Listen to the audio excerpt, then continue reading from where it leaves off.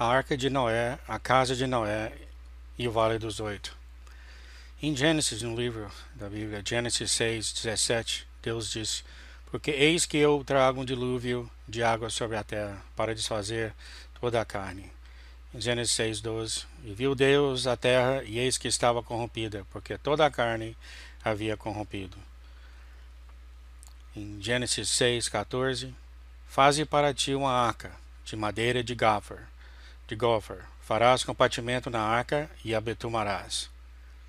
Gênesis 7:11, no ano 600 da vida de Noé, as fontes do grande abismo e as janelas do céu se abriram.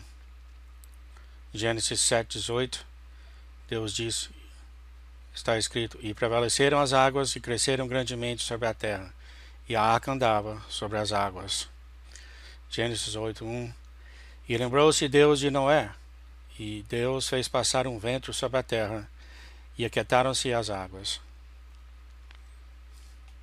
Gênesis 8:4, e a arca repousou no sétimo dia, no dia 17 do mês, sobre os montes de Ararat. Por favor, observem o plural, montes. Aí está o mapa da Turquia e a localização onde a arca foi achada nos montes de Ararat. Aí está a foto tirada do barco. Em 1960, uma expedição que verificaram o barco e nada acharam de prova. E a foto na revista da arca. Em 1960, Ron aqui, em setembro, viu isso na revista e decidiu por conta própria um dia verificar e localizar a arca. Ron aqui com os seus filhos, Danny, Ronnie e Michelle. A foto novamente do barco. O que o Ron está falando, o que as pessoas falaram que viram do barco, que acharam o barco quebrado na metade, que tinha um pedaço embaixo da montanha, outro em cima. Mas a maioria deles falando que o barco estava intacto e preservado, eu não achei que isso era verdadeiro, porque não tinha nenhum tipo de prova, nenhum tipo de foto que essas pessoas tenham visto alguma coisa. O que eu acreditava é que a única coisa que seria mostrada era o que mostrou realmente na revista em 1960. Olha aí a comparação entre a foto na montanha e um barco e um transatlântico. Vocês podem perceber que são muito bem parecidos. O tamanho da arca é realmente muito grande.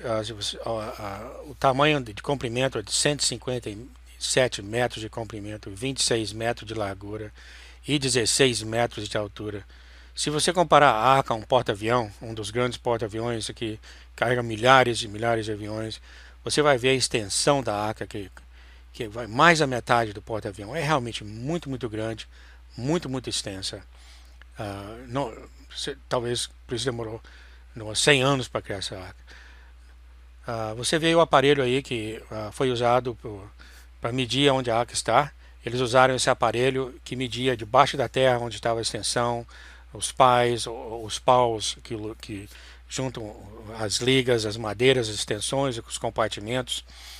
E vocês veem aí agora os homens medindo também na parede da arca, através desses aparelhos metálicos. Eles conseguiram entender e ver onde estavam as ligas que seguram a arca, right? O suporte da arca. Você vê aí o tamanho da extensão da arca e aí as faixas de uma ponta a outra, que são as ligas, né, que seguravam a arca. Através disso, o Ron percebeu que a arca tinha 3 compartimentos bem distintos. Esses 3 compartimentos, como você vê a parte inferior, do meio e superior. E com o tempo, é claro, devido ao tempo de mais de 4.000 anos, desabaram. A parte do meio desabou e a arca abriu mais, não tem mais o sentido fechado. Você vê que agora ela tem mais ou menos esse desenho aí. No meio dela estão as madeiras desabadas e ela abriu um pouco mais, aí está a foto real da arca. Você vê aí no meio onde estão as madeiras que foram desabadas. Ron White tirou uma foto com ele na barca. Você vê aí Ron White e a barca, a Arca de Noé aí no final. Não barca, a Arca de Noé aí no final. E você tem outras fotos também muito, muito interessantes da arca. Você vê o sol batendo nela. Depois que houve um terremoto, muito tempo atrás, aí, quando o Ron estava supervisionando, estudando a arca, e as paredes são agora melhores, são melhores vistas ao olho nu, e não estão mais cobertas. Aí está uma das paredes, as vigas de madeiras da arca. Aqui no outro sentido, uma outra posição diferente. Dá para você perceber as madeiras, as tábuas aí que cobriram. Aí está, junto com o Ron White, a altura realmente do barco, das madeiras. Vemos aqui também, aí estão as madeiras mais de perto. Você pode ver, dá para você entender cada viga de madeira. Uma visão mais afastada da arca, você vê o lateral da arca. E naquele tempo eles já usavam materiais de metais, como você vê aí, que uniam um pedaço de madeira ao outro, desse metal. Não sabemos ainda como foi feito. Ron tirou a parte dessa madeira e levou aqui, trouxe aqui os Estados Unidos no laboratório para ser supervisionado. E eles chegaram a concluir realmente que essa madeira agora ficou petrificada com os anos, e através de um processo bem lento e bem longo, a madeira deixou de ser orgânica e passou a ser petrificada. E aí está a razão da qual a madeira petrificada tem durado 4.000 anos. Tudo isso muito bem analisado, muito bem escrito pelos laboratórios. Aí está a parte da madeira e no meio você vê que ela é totalmente petrificada.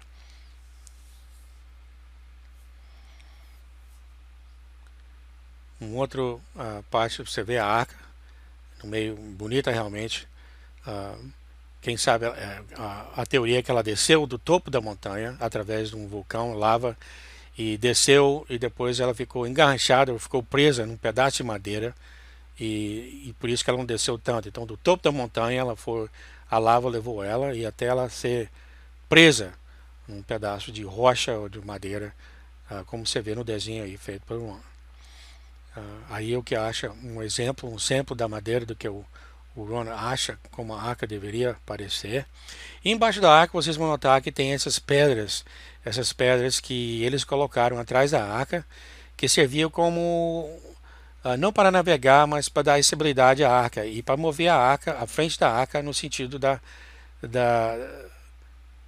das ondas. Quando as ondas vierem no barco, a frente da arca ficava apontando para a frente da onda, dando estabilidade à arca, como você vê aqui nesse desenho. Essas rochas que você vê aí seguradas, penduradas aí no final da arca, Ron achou elas também, como você vê aí, esse buraco aí em cima, ao tamanho da rocha de cada âncora. Essa é somente uma da âncora. Você vê o tamanho dessa âncora e o buraco onde passava o pano, onde segurava a rocha. Outro exemplo aí do Ron, e outra âncora feita de pedra, e foi achado muito nessa cidade onde a arca estava perto. Você vê aqui no final dessa foto a pedra lá no fundo, e nessa cidade que do lado da arca você achava muito desse material, muito dessas pedras. Aqui você vê que eles criaram perto, o governo da Turquia criou um centro de visita para ver a arca. Você vê aí a imagem dessa centro de visita, que as pessoas podem ir lá e visitar e ver a arca, que a arca agora é um parque nacional da Turquia. Você pode entrar lá e ver a arca lá de cima sem problema nenhum. Hoje qualquer pessoa pode visitar a arca quando quiser. A casa de Noé. Seria muito interessante explicar. Alguns podem ter dúvida como que Ron White conseguiu achar a Arca de Noé, ou a Casa de Noé, ou o Vale dos Oito. Foi uma história muito interessante que Deus revelou ao Ron. Quando eles chegaram, Ron chegou com seus 2 filhos na Turquia. Eles oraram bastante porque não sabiam para onde ir. Eles oraram bastante e pediram para Deus mostrar para eles onde é que estava a Arca de Noé. Ele não sabia que ia achar de forma alguma a casa de Noé, o Vale dos Oito. Orando bastante, eles, filhos deles, no outro dia eles decidiram pegar um táxi. Esse táxi, viajando, andando na redondeza, parou uma vez. E quando parou, o Ron e seus filhos acharam que, e era verdade, que Deus estava mostrando para eles onde ficar. E eles colocaram um pedaço de rocha para marcar o lugar. O táxi andou mais uma vez e parou novamente, quebrou novamente. Eles colocaram a segunda rocha. Depois, entrando no carro, o carro ligou, andou mais um pouco, quebrou novamente pela terceira vez. E eles marcaram a rocha pela terceira vez. E já achando que talvez é o carro que estava muito mal. O Ron então começou a ir através dessas rochas que ele colocou ao redor da rodovia. A primeira rocha, quando ele desceu do carro e foi andar, e ele viu na montanha, foi a Arca de Noé.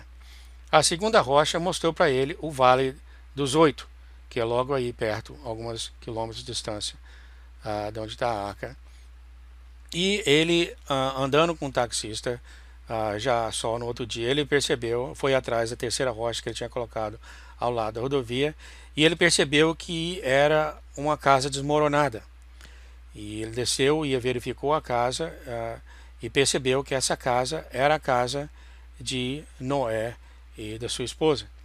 E ela estava, claro, em ruínas, mas você percebe ainda que a Bíblia fala que Noé se tornou um pecuarista, e você vê a cerca ao redor da casa de milhares e milhares de quilômetros, e você vê algumas partes da casa, por exemplo, ainda está rocha após rocha, ainda está mostrando onde está, que as pessoas andando aqui na ruína da rocha, perto da casa, na casa de Noé. Ron percebeu que na casa havia também a sepultura. Estava uma sepultura aqui na frente da casa de Noé. Aqui está dentro da casa de Noé, uma das paredes ainda erguida. E aqui está o curral, que vai por muitos quilômetros, que mostra realmente que Noé se tornou um pecuarista, cuidando de gados. Dentro da casa, eles olhavam para fora e viam e acharam esse pedaço de altar, feito em rocha. Eles andaram até lá e perceberam que tinha marca de sangue e tal, e que era o lugar, sem dúvida, que depois de vários exames, procurando e pesquisando o local, que era um local onde Noé sacrificava para Deus. Aí está uma foto mais recente de como era o lugar. E na casa de Noé, logo na frente da casa, tem uma sepultura.